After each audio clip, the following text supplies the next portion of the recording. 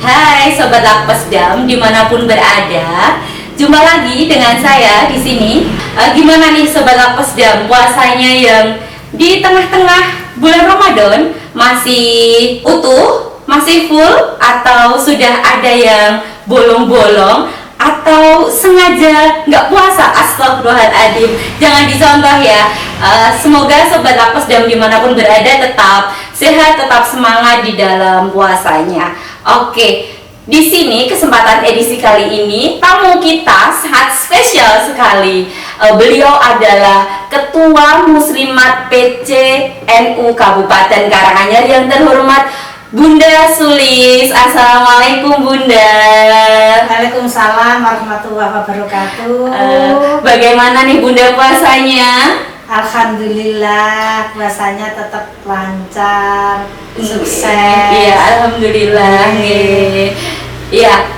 Nah, dari sini bersama Bunda kita akan berbincang-bincang nih mengenai fikih perempuan di bulan Ramadan. Bunda, izinkan saya bertanya ya Bunda ya. Oke. Bun, izin mau tanya nih Bun. Nah, misal nih Bun, saya kalau di bulan puasa ini tiba-tiba haid. Saya tuh resah, amalan apa saja sih Bun yang baik buat saya di bulan Ramadan ketika haid seperti itu Bun? Ya, insya Allah kan Bunda jawab. Assalamualaikum warahmatullahi wabarakatuh juga. Alhamdulillah, wasyukurillah, ala ni'amillah, wassalatu wassalamu ala rasulillah, wa ala alihi, wa sahbihi wa mawala, la hawla wa la quwata illa billahil aliyil adim. Asyhadu an la ilaha illallah wa asyhadu anna muhammadar rasulullah. Allahumma sholli ala sayyidina Muhammad wa ala ali sayyidina Muhammad. Qala Allah ta'ala fi kitabihil karim, a'udzu billahi minasyaitonir rajim. Bismillahirrahmanirrahim. Ya ayyuhan nasu taqu rabbakumul ladzi khalaqakum min nafsin wahidah wa khalaqa minha zawjaha wa batha minhuma rijalan katsiran wa nisaa'a wattaqullaha alladzi tasaaluna bihi wal arham innallaha kana 'alaikum raqiba. Al-ayat. Wahai manusia, bertakwalah kepada Allah yang telah menciptakan kamu dari seorang diri, yaitu Nabi Adam, dan daripadanya Allah menciptakan pasangannya yaitu Hawa, dan daripada keduanya Allah menciptakan keturunannya yang banyak, baik laki-laki maupun perempuan. Dan bertakwalah kepada Allah dengan menyebut namanya, kamu saling meminta satu sama lain, dan peliharalah hubungan silaturahim. Sesungguhnya Allah senantiasa menjagamu dan mengawasimu. Begini jawabannya Bunda. Untuk wanita yang sedang haid itu tidak ada halangan sama sekali apapun bisa melakukan pekerjaan yang mengandung nilai ibadah, baik itu ibadahnya kepada sesama manusia maupun mereka masih bisa beribadah kepada Allah Subhanahu wa Ta'ala. Di salah satu contohnya, wanita yang sedang haid bisa isi pengajian, bisa zikir ringan, bisa membaca bacaan-bacaan ayat-ayat Al-Quran juz amma bisa. Yang penting tidak ada niatan untuk membaca Al-Quran atau mushaf untuk sengaja tadarus dan memegang Al-Quran sepenuhnya. Tapi kalau hanya berzikir dengan membaca tahlil la ilaha illallah, membaca tasbih subhanallah, membaca hamdalah alhamdulillah, membaca takbir boleh, membaca sholat apapun juga bisa diperbolehkan. Termasuk sedekah jariyah itu kan juga apa? Ibadah untuk orang-orang yang sedang haid. Jadi tidak ada halangan untuk orang haid kemudian tidak bisa mengerjakan sesuatu amal kebaikan. Yang tidak boleh cuma satu, antara lain adalah laksanakan sholat wajib maupun sholat sunnah ataupun tawaf, begitu yang tidak boleh. Termasuk tadi dengan sengaja terus membaca Al-Quran, memegang mushaf.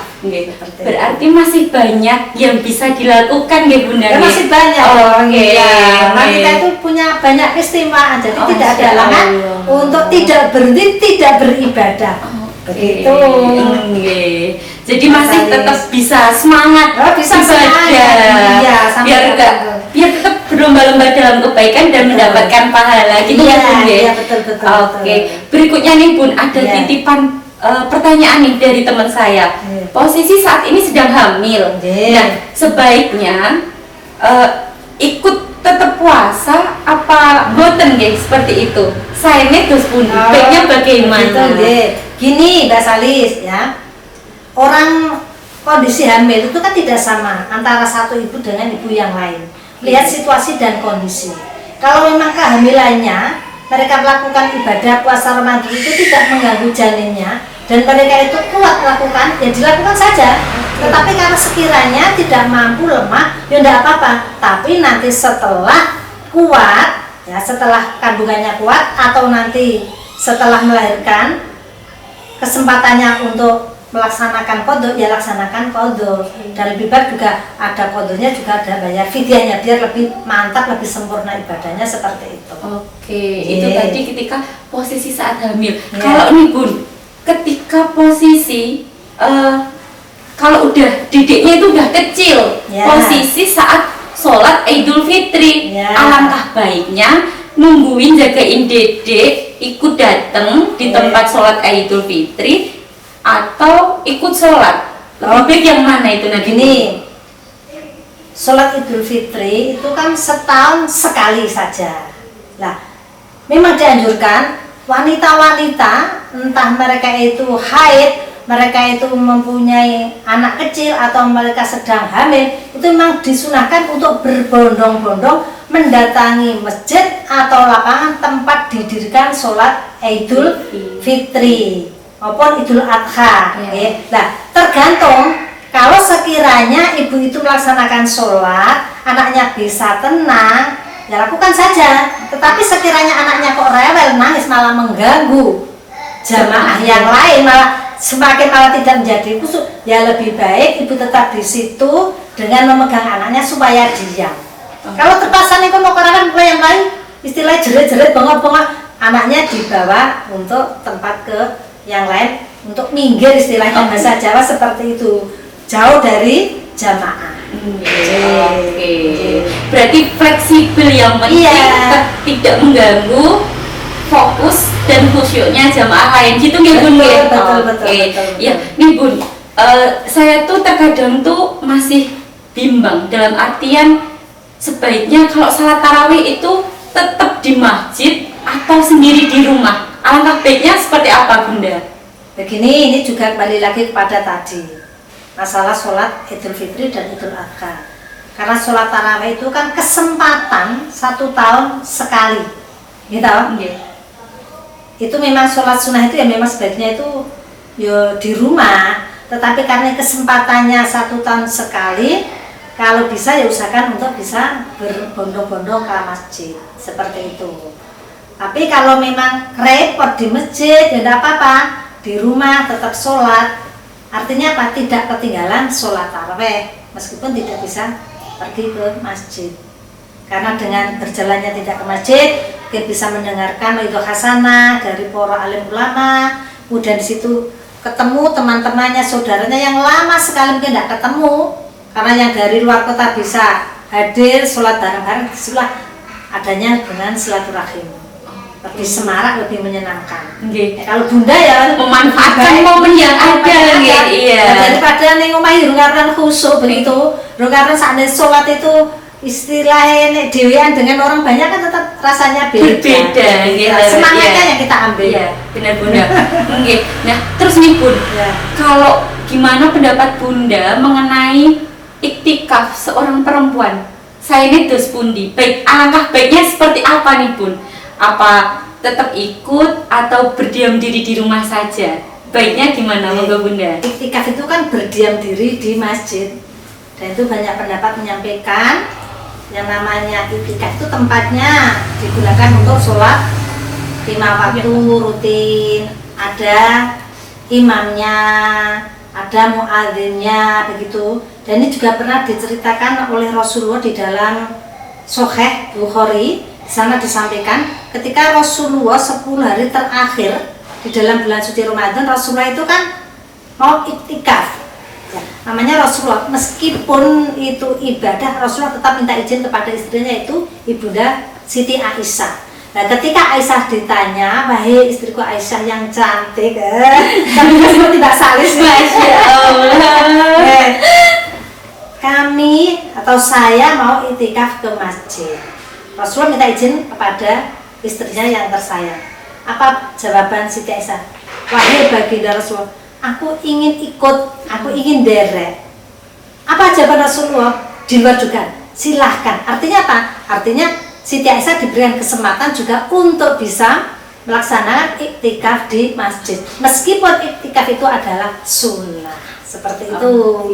Ya, jadi jelas. Ngomong kesempatan itu tadi, memanfaatkan momen yang baik. Betul. Laras, iya. Bun, lagi nih Bun, kalau tadi nih udah posisi haid, terus ada yang posisi hamil, ada yang posisi nifas. Alangkah baiknya, terutama kita garis bawahi yang nifas sama hamil, itu lebih baik. Baiknya nih kita bayar fidyah aja atau kita menghodok puasa kita. Pripun Bun itu nanti? Kalau Bunda belajar dengan poro-poro kiai itu dan juga baca-baca sinopang fikih wanita, ya tetap di qadha, tetap bayar fidyah itu lebih sempurna.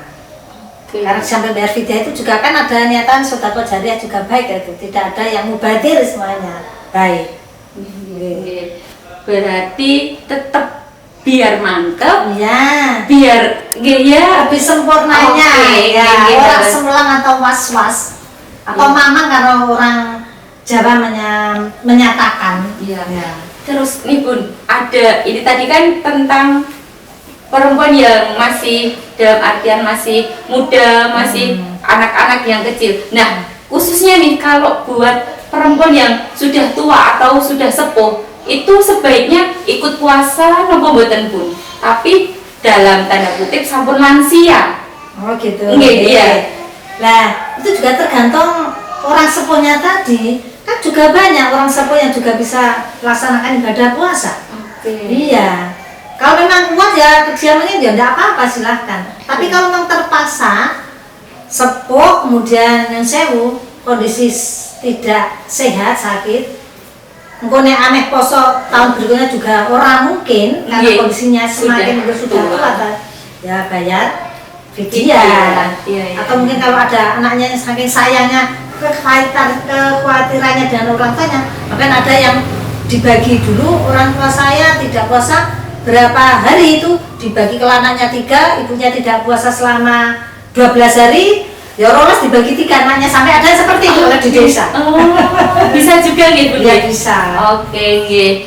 Nih terakhir nih Bun, Iya. minta saran, pesan buat perempuan-perempuan yang ada di seluruh Indonesia terutama, Iya. khususnya Karanganyar ataupun yang ada di antero dunia ini, buat tetap semangat dalam beribadah di bulan Ramadan. Monggo Bunda, pesan-pesannya buat Ya, teman-teman di rumah. Pesan-pesan Bunda yaitu yang pertama, kita harus tetap optimis bahwa ibadah kita baik secara lahir maupun secara batin pasti akan diperhitungkan oleh Allah Subhanahu wa taala. Dan yang kedua, tetap harus memperhatikan menu makanan yang sehat. Itu. Jadi menu makanan yang sehat itu apa? Yang penting yang tidak ada pantangan dengan yang penyakit. Iya. Kesehatan masing-masing orang kan tidak sama seperti itu. Kemudian lagi juga tetap olahraga ringan. Jadi tidak menutup nek wis poso terus ning matok tengok, kemudian tidak mau aktivitas, tidak mau bekerja, terus malah itu tidak. Wanita yang Tetap semangat. baik, iya tetap harus semangat. Seperti Bunda ini pensiun tetap semangat. Iya. Selama itu bisa kami lakukan, mengapa tidak kita lakukan? Karena sebaik-baik manusia adalah yang bermanfaat untuk orang lain. Khairun nasi anfa'uhum linnas. Dan juga sebaik-baik manusia adalah yang baik akhlaknya juga. Khairun nasi anfa'uhum aksanuhum khuluqa. Khairun nasi aksanuhum khuluqa. Baik-baik manusia yang baik juga akhlaknya. Begitu. Ya, terima kasih Bunda. Penjelasannya sangat jelas, sangat rinci, Ya. sangat mantep, gamblang. Seperti itu.